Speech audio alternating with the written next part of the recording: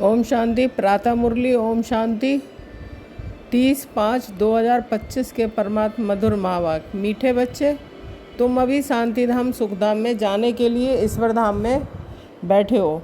ये सत्य का संग है जहाँ तुम पुरुषोत्तम बन रहे हो। प्रश्न, तुम बच्चे बाप से भी हो नीच नहीं, कैसे? उत्तर, बाबा कहते हैं, बच्चे मैं विश्व का मालिक नहीं बनता, तुम्हें विश्व का मालिक बनाता हूँ, तो ब्राह्मण का भी मालिक बनाता हूँ। मैं ऊंच से ऊंच बाप तुम बच्चों को नमस्ते करता हूँ, इसलिए तुम मेरे से भी ऊंच हो। मैं तुम मालिकों को सलाम करता हूँ, तुम फिर ऐसा बनाने वाले बाप को सलाम करते हो। ओम शांति। मीठे मीठे रूहानी बच्चों को नमस्ते। रिस्पॉन्ड भी नहीं करते हो, बाबा नमस्ते, क्योंकि बच्चे जानते हैं बाबा हमको ब्रह्मांड का मालिक भी बनाते हैं और विश्व का मालिक भी बनाते हैं। बाप तो सिर्फ ब्रह्मांड का मालिक बनते हैं, विश्व का मालिक नहीं बनते। बच्चों को ब्रह्मांड और विश्व दोनों का मालिक बनाते हैं। तो बताओ बड़ा कौन ठहरा? बच्चे बड़े ठहरे ना, इसलिए बच्चे फिर नमस्ते करते हैं, बाबा आप ही हमको ब्रह्मांड और विश्व का मालिक बनाते हो, इसलिए आपको नमस्ते। मुसलमान लोग भी मालिकम सलाम सलाम मालिकम कहते हैं ना। तुम बच्चों को ये खुशी है जिनको निश्चय है। निश्चय बिगड़ तो कोई यहाँ आ भी ना सके। यहाँ जो आते हैं वह जानते हैं कि हम कोई मनुष्य गुरु के पास नहीं जाते हैं। मनुष्य बाप के पास, टीचर के पास व मनुष्य गुरु के पास नहीं जाते। तुम आते हो रूहानी बाप, रूहानी टीचर और रूहानी सतगुरु के पास।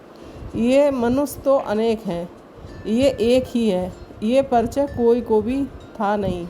भक्ति मार्ग के शास्त्रों में भी है कि रचता और रचना को कोई भी नहीं जानते। ना जानने के कारण उनको आर्फन कहा जाता है। जो अच्छे पढ़े लिखे होते हैं समझ सकते हैं कि हम सभी आत्माओं का बाप एक ही निराकार है। वह आकर के बाप, टीचर, सतगुरु भी बनते हैं।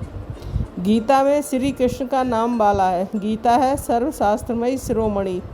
सबसे उत्तम ते उत्तम गीता को ही माई बाप कहा जाता है, और जो भी शास्त्र हैं उनको माता पिता नहीं कहेंगे। श्रीमद् भगवत गीता माता गाई जाती है। भगवान के मुख कमल से निकली हुई गीता का ज्ञान ऊंच से ऊंच बाप है, तो ज़रूर ऊंच से ऊंच की गाई हुई गीता हो गई क्रिएटर। बाकी सब शास्त्र हैं उनके पत्ते क्रिएशन।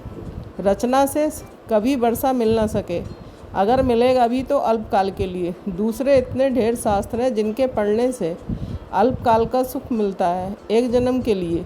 जो मनुष्य ही मनुष्यों को पढ़ाते हैं। हर प्रकार की जो भी पढ़ाइयाँ हैं वह अल्पकाल के लिए मनुष्य मनुष्य को पढ़ाते हैं। अल्पकाल का सुख मिला है, फिर दूसरे जन्म में दूसरी पढ़ाई पढ़नी पड़े। यहाँ तो एक निराकार बाप ही है जो 21 जन्मों के लिए वर्षा देते हैं। कोई मनुष्य तो दे ना सके, वह तो बर्थ नॉट ए पैनी बना देते हैं। बाप बनाते हैं पाउंड। अभी बाप बैठ बच्चों को समझाते हैं कि तुम सब ईश्वर के बच्चे हो ना। सर्वव्यापी कहने से अर्थ कुछ नहीं समझते। सब में परमात्मा है तो फिर फादरहुड हो जाता है। फादर ही फादर, तो फिर वर्षा कहाँ से मिले? किसका दुख कौन हरे?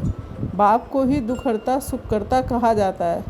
फादर ही फादर का तो कोई अर्थ ही नहीं निकलता। बाप बैठ समझाते हैं, ये है ही रावण राज। ये भी ड्रामा में नूद है, इसलिए चित्रों में भी क्लियर कर दिखाया है। तुम बच्चों की बुद्धि में है कि हम पुरुषोत्तम संगम युग पर हैं। बाप पुरुषोत्तम बनाने आए हुए हैं। जैसे बैरिस्ट्री, डॉक्टरी आदि पढ़ते हैं, जिससे मतरबा पाते हैं, समझते हैं कि इस पढ़ाई से हम फलाना बनूंगा। यहाँ तुम सत्य के संग में बैठे हो, जिससे तुम सुखधाम में जाते हो। सतधाम भी दो हैं, एक सुखधाम, दूसरा है शांति धाम। यह है ईश्वर का धाम। बाप रचता है ना। जो बाप द्वारा समझकर होशियार होते जाते हैं उनका कर्तव्य है सर्विस करना। बाप कहेंगे तुम अभी समझ कर होशियार हुए हो तो शिव के मंदिर में जाकर समझाओ। उन्हें बोलो, इस पर फल फूल मक्खन घी अख के फूल गुलाब के फूल वैरायटी क्यों चढ़ाते हो? कृष्ण के मंदिर में अख के फूल नहीं चढ़ाते हैं, वहाँ बहुत अच्छे खुशबूदार फूल ले जाते हैं। शिव के आगे अख के फूल तो गुलाब के फूल भी चढ़ाते हैं। अर्थ तो कोई जानते नहीं है। इस समय तुम बच्चों को बाप पढ़ाते हैं, कोई मनुष्य नहीं पढ़ाते हैं, और सारी दुनिया में मनुष्यों को मनुष्य पढ़ाते हैं। तुमको भगवान पढ़ाते हैं, कोई मनुष्य को भगवान कदाचित कहा नहीं जाता है। लक्ष्मी नारायण को भी भगवान नहीं, उनको देवी देवता कहा जाता है। ब्रह्मा विष्णु शंकर को भी देवता कहेंगे। भगवान एक बाप ही है, वह है सभी आत्माओं का बाप। सभी कहते भी हैं कि हे परमपिता परमात्मा, उनका सच्चा सच्चा नाम है शिव, और तुम बच्चे हो शालिग्राम। पंडित लोग जब रुद्र एक रचते हैं तो शिव का बहुत बड़ा लिंग बनाते हैं और शालिग्राम छोटे छोटे बनाते हैं। शालिग्राम कहा जाता है आत्मा को, शिव कहा जाता है परमात्मा को। वह सभी का बाप है। हम सब हैं भाई भाई, कहते भी हैं ब्रदरहुड। बाप के बच्चे हम भाई भाई हैं, फिर भाई बहन कैसे हुए? प्रजापिता ब्रह्मा के मुख से प्रजा रची जाती है, वह है ब्राह्मण और ब्राह्मणियाँ। हम प्रजापिता ब्रह्मा की संतान हैं, इसलिए बीके कहलाते हैं। अच्छा, ब्रह्मा को किसने पैदा किया? भगवान ने। ब्रह्मा विष्णु शंकर ये सब क्रिएशन है। सूक्ष्म वतन की भी रचना हो गई। ब्रह्मा मुख कमल से तुम बच्चे निकले हो, ब्राह्मण ब्राह्मणियाँ कहलाते हो। तुम ब्रह्मा मुख वंशावली अडॉप्टेड हो। प्रजापिता ब्रह्मा बच्चे कैसे पैदा करेंगे? ज़रूर अडॉप्ट करेंगे। जैसे गुरु के फॉलोअर्स अडॉप्ट होते हैं, उनको कहेंगे शिष्य। तो प्रजापिता ब्रह्मा सारी दुनिया का पिता हो गया, उनको कहा जाता है great great grandfather. Prajapita Brahma तो यहाँ चाहिए ना। सूक्ष्म वतन में भी ब्रह्मा है, नाम गाया हुआ है ब्रह्मा विष्णु शंकर, परंतु सूक्ष्म वतन में प्रजा तो होती नहीं है। प्रजापिता ब्रह्मा कौन है? ये सब बाप बैठ समझाते हैं। वह ब्राह्मण लोग भी अपने को ब्रह्मा की औलाद कहते हैं। अब ब्रह्मा कहाँ है? तुम कहेंगे ये बैठे हैं, वह कहेंगे होकर गया है। वह फिर अपने को पुजारी ब्राह्मण कहलाते हैं। अभी तुम तो प्रैक्टिकल में हो। प्रजापिता ब्रह्मा के बच्चे आपस में भाई बहन हो गए। ब्रह्मा को अडॉप्ट किया शिव बाबा ने। कहते हैं मैं इस बूढ़े तन में प्रवेश कर तुमको राजयोग सिखलाता हूँ। मनुष्य को देवता बनाना ये कोई मनुष्य का काम नहीं है, बाप को ही रचता कहा जाता है। भारतवासी जानते हैं शिव जयंती भी मनाई जाती है। शिव है बाप।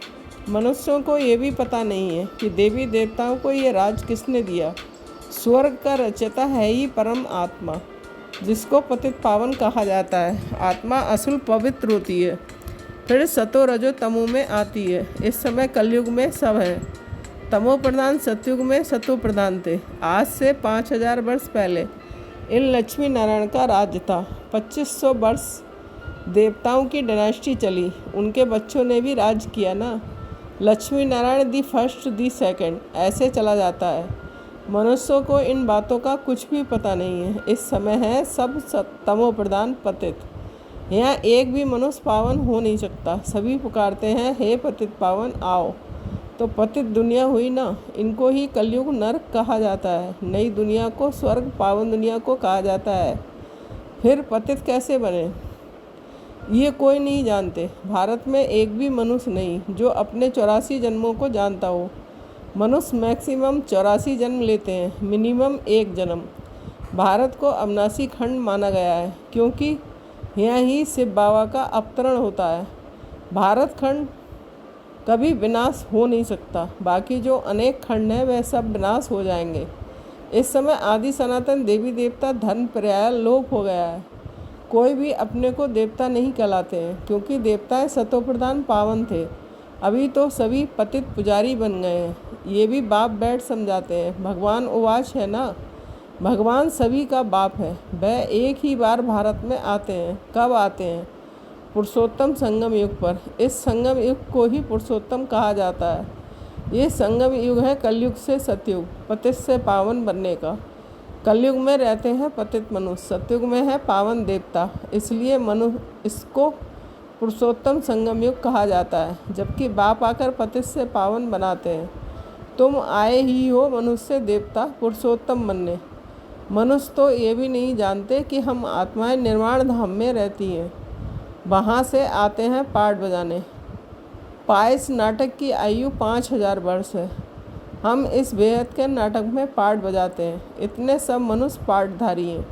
ये ड्रामा का चक्र फिरता रहता है, कभी बंद होने का नहीं है। पहले पहले इस नाटक में सतयुग में पार्ट बजाने आते हैं देवी देवता, फिर त्रेता में क्षत्रिय। इस नाटक को भी जानना चाहिए ना, ये है ही कांटों का जंगल, सब मनुष्य दुखी हैं। कलयुग के बाद फिर सतयुग आता है। कलयुग में ढेर मनुष्य हैं, सतयुग में कितने होंगे? बहुत थोड़े। आदि सनातन सूर्यवंशी देवी देवताएं ही होंगे। ये पुरानी दुनिया अब बदलनी है। मनुष्य सृष्टि से फिर देवताओं की सृष्टि होगी। आदि सनातन देवी देवता धर्म था, परंतु अब अपने को देवता कहलाते नहीं, अपने धर्म को ही भूल गए हैं। ये सिर्फ भारतवासी ही हैं जो अपने धर्म को भूल गए हैं। हिंदुस्तान में रहने के कारण हिंदू धर्म कह देते हैं। देवताएं तो पावन थे, ये है पतित, इसलिए अपने को देवता कह नहीं सकते। देवताओं की पूजा करते रहते हैं, अपने को पापी नीच कहते हैं। अब बाप समझाते हैं, तुम ही पूज्य थे, फिर तुम ही पुजारी पतित बने हो। हम सो का अर्थ भी समझाया है। वह कह देते हैं, आत्मा सो परमात्मा, ये है झूठा अर्थ, झूठी काया, झूठी माया। सतयुग में ऐसे नहीं कहेंगे। सचखंड की स्थापना बाप करते हैं, झूठ खंड फिर रावण बनाते हैं। ये भी बाप आकर समझाते हैं। आत्मा क्या है, परमात्मा क्या है, ये भी कोई नहीं जानते।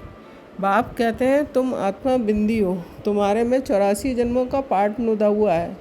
हम आत्मा कैसी है ये कोई नहीं जानते हैं। हम बैरिस्टर हैं, फलाना है, ये जानते हैं, बाकी आत्मा को एक भी नहीं जानते। बाप ही आकर पहचान देते हैं। तुम्हारी आत्मा में 84 जन्मों का पाठ अविनाशी नुदा हुआ है, जो कभी विनाश नहीं हो सकता। यही भारत गार्डन ऑफ फ्लावर था। सुख ही सुख था, अभी दुख ही दुख है। ये बाप नॉलेज देते हैं। तुम बच्चे बाप द्वारा अभी नई नई बातें सुनते हो। सबसे नई बात है, तुम्हें मनुष्य देवता बनना है। तुम जानते हो, मनुष्य देवता बनने की पढ़ाई कोई मनुष्य नहीं पढ़ाते हैं, भगवान पढ़ाते हैं। उस भगवान को सर्वव्यापी कहना, ये तो गाली देना है। अब बाप समझाते हैं, मैं हर 5000 वर्ष बाद आकर भारत को स्वर्ग बनाता हूँ, रावण नरक बनाते हैं। ये बातें दुनिया में और कोई नहीं जानते। बाप ही आकर तुमको मनुष्य देवता बनाते हैं। गायन भी है, मूत पलीती कपड़ धोए ... वहाँ बेकार होता नहीं है। वह है ही संपूर्ण निर्विकारी दुनिया। अभी है विशिष्ट वर्ल्ड। बुलाते भी हैं, पतित पावन आओ, हमको रावण ने पतित बनाया है। परंतु जानते नहीं है कि रावण कब आया, क्या हुआ, रावण ने कितना कंगाल बना दिया है। भारत 5000 वर्ष पहले कितना साहूकार था। सोने हीरे जवाहरों के महल थे, कितना धन था। अभी क्या हालत है, सो सिवाय बाप के सिरताज कोई बना ना सके। अभी तुम कहते हो शिव बाबा भारत को हेवन बनाते हैं। अब बाप कहते हैं, मौत सामने खड़ा है, तुम वानप्रस्थी हो, अब जाना है वापस, इसलिए अपने को आत्मा समझो। मामेकम याद करो तो पाप भस्म हो जाएंगे। अच्छा, मीठे मीठे सिकिलदे बच्चों के प्रति माता पिता बाप दादा का याद प्यार और गुड मॉर्निंग। रूहानी बाप की रूहानी बच्चों को नमस्ते। हम रूहानी बच्चों की रूहानी माता पिता बाप दादा को याद प्यार, गुड मॉर्निंग, नमस्ते नमस्ते, शुक्रिया बाबा शुक्रिया। इस धारणा के लिए मुख्य सार 1 पॉइंट। हम ब्रह्मा मुख वंशावली ब्राह्मण हैं। स्वयं भगवान हमें मनुष्य देवता बनाने की पढ़ाई पढ़ा रहे हैं। इस नशे और खुशी में रहना है। पुरुषोत्तम संगम युग पर पुरुषोत्तम बनने का पुरुषार्थ करना है। 2 पॉइंट, अभी हमारी वानप्रस्थ अवस्था है, मौत सामने खड़ा है, वापस घर जाना है ... इसलिए बाप की याद से सब पापों को भस्म करना है। वरदान, नॉलेज रूपी चाबी द्वारा भाग्य का अखुट खजाना प्राप्त करने वाले माला माल भव। स्पष्टीकरण, संगम युग पर सभी बच्चों को भाग बनाने के लिए नॉलेज रूपी चाबी मिलती है। ये चाबी लगाओ और जितना चाहो उतना भाग का खजाना लो। चाबी मिली और मालामाल बन गए। जो जितना मालामाल बनते हैं उतना खुशी सुता रहती है। ऐसे अनुभव होता है जैसे खुशी का झरना अखुट अविनाशी बहता ही रहता है। वे सर्व खजानों से भरपूर मालामाल दिखाई देते हैं। उनके पास किसी भी प्रकार की अप्राप्ति नहीं रहती है। स्लोगन, बाप से कनेक्शन ठीक रखो तो सर्व शक्तियों की करंट आती रहेगी।